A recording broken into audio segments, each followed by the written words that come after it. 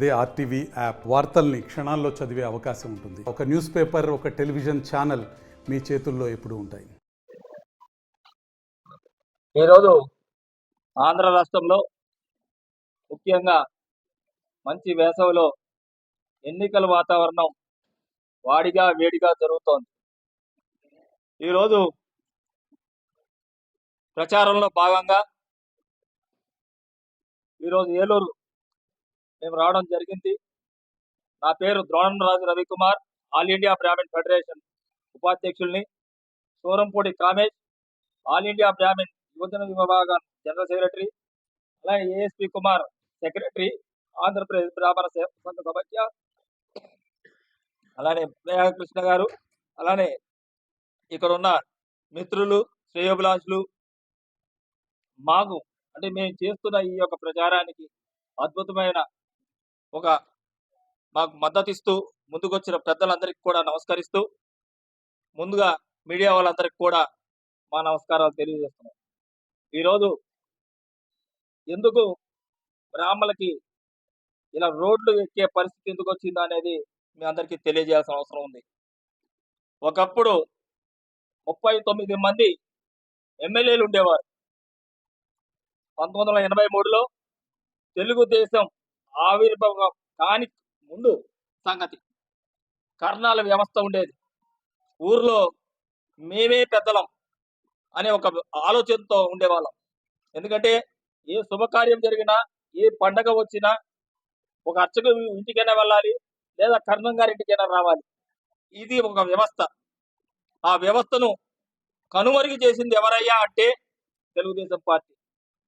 ఆ రోజు లేనిపోని కమిషన్లు వేసి, లేనిపోని విధానాలు సృష్టించి, అర్చకల్లో వంశపార్యపరి అర్చకత్వాన్ని కూడా సర్వనాశనం చేసి, అర్చక వృత్తికి కూడా దూరం చేసింది ఎవరయ్యా అంటే తెలుగుదేశం పార్టీ వారే.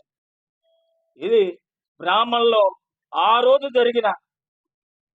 రోజు విషబీజం నాటితే ఈ రోజు కూడా కోలుకోని వ్యక్తులుగా, కోలుకోని జాతిగా మనుగడ సాగిస్తున్నామంటే అది మేము మాత్రమే.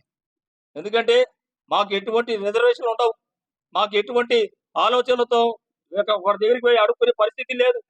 కానీ సమాజంలో ఎవరైనా అడిగితే ఏంటయ్యా అంటే మీరే పెద్దవారు కదండి, మీరు చెప్తే అందరూ వింటారు కదండి అంటారు. మేము చెప్పితే వినే లోకం పోయింది, కాలం పోయింది. కానీ ఈరోజు మేమే అడుక్కునే స్థాయికి దిగజార్చింది ఎవరయ్యా అంటే తెలుగుదేశం పార్టీ వారు మాత్రమే.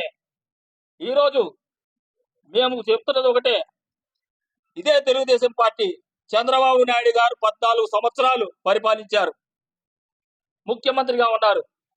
ఒక 30 సంవత్సరాల నుంచి ఆయన అధ్యక్షుడిగా ఉన్నారు.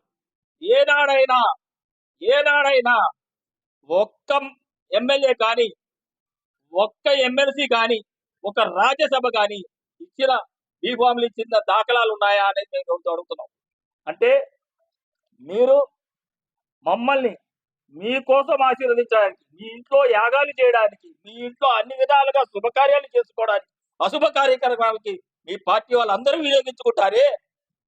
సమాజంలో ఒక బ్రాహ్మణ జాతి ఉంది, ఆ జాతిని ఉద్ధరించాలి, మా వల్ల నాశనమైపోయింది, దాన్ని మనం పైకి తేవాలి అని ఆలోచన చేయకపోవడం ఈ రోజుకి కూడా మాలో బాధ, ఆవేదన కలిగిస్తున్నాయి.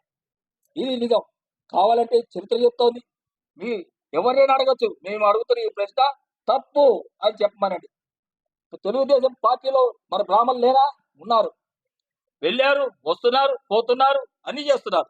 కానీ మీకే దిక్కులేని వ్యవస్థ, మీకే దిక్కులేని ఆ లోపాన్ని సరి చేసుకోండి ఇప్పటికైనా అని మేము అందరికీ కోరుకుంటున్నాం. ఈరోజు మరి వైఎస్ఆర్సీపీ ఏం చేసింది, బీజేపీ ఏం చేసింది, మరి కాంగ్రెస్ ఏం చేసింది, మళ్ళీ మన పవన్ కళ్యాణ్ గారి పార్టీ ఏం జనసేన ఏం చేసింది అంటే జనసేన నిల్, ఇదివరకు ఇచ్చే మరి పువ్వు గుర్తు నిల్, మరి కాంగ్రెస్ ఒక ఎంపీ రాజమండ్రిలో ఇచ్చారు. మరి ఆ పార్టీ పరిస్థితులు ఏంటో ఆంధ్ర రాష్ట్రంలో అందరికీ తెలిసిందే. ఏమో అది కూడా మేము చెప్పలేము. కానీ ఈరోజు లాస్ట్ 2019లో 4 స్థానాలు కేటాయించారు వైఎస్ఆర్సీపీ వారు. ఈరోజు ఒక స్థానం కేటాయించారు. ఇప్పుడున్న సామాజిక సమీకరణలో ఏవో ఎమ్మెల్సీలు ఇస్తామంటున్నారు. కనీసం చంద్రబాబు నాయుడు గారు, తెలుగుదేశం పార్టీ వారు కానీ ఈ రోజుకి నేను 2 ఎమ్మెల్సీలు ఇస్తా, ఒక రాజ్యసభ ఇస్తా అని డిక్లేర్ చేసే దమ్ముందని అడుగుతున్నాం. అది లేనప్పుడు మీరు మా ఓటు అడిగే హక్కు మీకు ఎక్కడిది, మమ్మల్ని ప్రశ్నించే హక్కు మీకు ఎక్కడిది అనేది ఈ రోజు మేము డిమాండ్ చేస్తున్నాం. ఈ రోజు రాష్ట్ర ప్రభుత్వం తరఫున మేము నిజంగా జగన్మోహన్ రెడ్డి గారికి కృతజ్ఞతలు, కనీసం ఒక్క స్థానమైన ఇచ్చి మమ్మల్ని ఆదుకున్నారు ఎవరైనా అంటే ఈ రోజు నిజంగా జగన్మోహన్ రెడ్డి. కాబట్టి మేము కోరుకుంటుంది ఒకటే, మేము సపోర్ట్ చేయడానికి జగన్మోహన్ రెడ్డి కారణం ఏంటంటే మమ్మల్ని రాజకీయంగా, ఆర్థికంగా, సామాజికంగా ఎదుగుదలకు తోడ్పడతాను అని ఒక హామీ ఇస్తున్నందుకే ఈ రోజు మేమందరం కూడా ఈ రోజు వైఎస్ఆర్సీపీకి మేము ఓటేయమని కోరడానికి ఇక్కడ రావడం జరిగింది. ఇంకొక అసలైన విషయం ఏంటంటే, మీరు కార్పొరేషన్ పెట్టాము, మేము 250 కోట్లు ఖర్చు పెట్టామంటారు. ఎస్, మీరు కార్పొరేషన్ పెట్టారు. అసలు కార్పొరేషన్ పెట్టడానికి అంత దుస్థితి దిగజారడానికి మీరు కాదా? తెలుగుదేశం కాదా? ఇదేదో సామెత అంటారు, గిల్లి జోడపడడం అంటారు. మా వ్యవస్థలన్నీ రద్దు చేశారు, మా వ్యవస్థలన్నీ సర్వనాశనం చేశారు. మళ్ళీ వచ్చి కార్పొరేషన్ పెట్టాను, నేనే మిమ్మల్ని రక్షకుడిని, మీ అందరికీ సంరక్షకుని అంటే కుదరదండి. మీరు రాజకీయంగా మమ్మల్ని దెబ్బతీసి ఆర్థికంగా సాయం చేస్తామంటే ఎలాగా? ఏదైతే ప్రజలకు కావాల్సింది ఏంటి, మాకు ఒక ఎమ్మెల్యే ఉంటే వారి దగ్గరికి వెళ్ళి మేము ఏమన్నా అడుక్కోవడానికి పనికొస్తుంది, మాకేమైనా ఆపద వస్తే ఆదుకోవడానికి పనికొస్తుంది. మీ పార్టీలో 30 సంవత్సరాలు ఒకడు లేడు కదా, దానికి మీరు సమాధానం చెప్పండి. మేము కోరుతున్నదే ఈరోజు ఆర్థికంగా, సామాజికంగా, రాజకీయంగా ఎదుగుదలకు తోడ్పాటిస్తున్న పార్టీలని మీరు సంరక్షించండి, వాళ్ళని ఆదుకోవాలి, వారు ఓటేయాలని చెప్పి ఈ రోజు మేము తెలియజేస్తూ ఈ యాత్ర ఇక్కడితో మొదలుపెట్టాం. శ్రీకాకుళం, ఇటు నుంచి తిరుపతి, ఇటు నుంచి కర్నూలు, అన్ని జిల్లాలు కూడా తిరిగి మా యొక్క ఏదైతే ఇతర పార్టీలు చేసిన లోపాలని మేము ఎత్తి చూపి ఎవరికి ఓటేయాలని విద్యార్థులైన బ్రాహ్మణులందరూ కూడా ఆలోచించుకుని ఓటేయమని కోరుకోవడానికి మేము ఇక్కడికి వచ్చాం. మరిన్ని వీడియోస్ కోసం ఛానల్ ని సబ్స్క్రైబ్ చేయండి, లేటెస్ట్ అప్డేట్స్ కోసం వాట్సాప్ ఛానల్ ని ఫాలో చేయండి అండ్ లింక్ డిస్క్రిప్షన్ లో ఉంది.